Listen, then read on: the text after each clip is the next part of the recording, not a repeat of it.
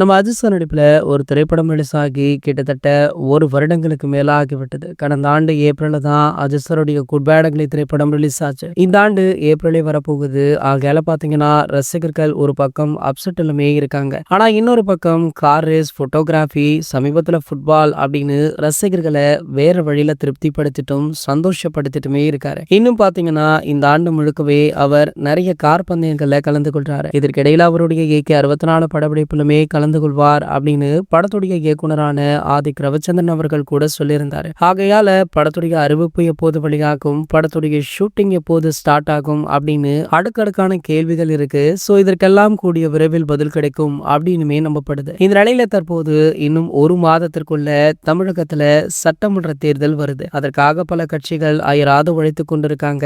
தளபதி விஜய் அவர்களுடைய தமிழக வெற்றிக் கழகம், ஆளும் கட்சியான திமுக. சோ இந்த ரெண்டுத்துல ஏதோ ஒண்ணுதான் ஆட்சியை பிடிக்க போகுது அப்படின்ற எதிர்பார்ப்பு அதிகமாக இருக்கு. இந்த நிலையில தற்போது நடிகர் அஜித்குமார் அவர்கள் தேர்தலை முன்னிட்டு வீடியோ ஒன்றை வெளியிட இருக்காராம். அதாவது ஒரு ஓட்டுடைய மகத்துவத்தை பற்றியும், ஒரு குடிமகனாக பிறந்தவன் கண்டிப்பாக வாக்களிக்க வேண்டும் அப்படின்னு ஒரு கவர்மெண்ட் அட்வர்டைஸ்மெண்ட் போல இந்த வீடியோ உருவாக்கப்பட உள்ளதாம். இதுல அஜித் சார் மட்டுமல்ல, பல நடிகர்களுமே பேசவுள்ளாங்க அப்படின்ற தகவல் வைரலுமே ஆகிட்டு இருக்கு. கூடிய விரைவிலேயே இந்த வீடியோ வழியாகி சோசியல் மீடியாக்கள்ல வைரலாகவுமே இருக்கு. இது போன்ற செய்திகளை பத்தி நீங்க உடனே தெரிஞ்சுக்க நம்மளுடைய சேனலை மறக்காம சப்ஸ்கிரைப் பண்ணிக்கோங்க.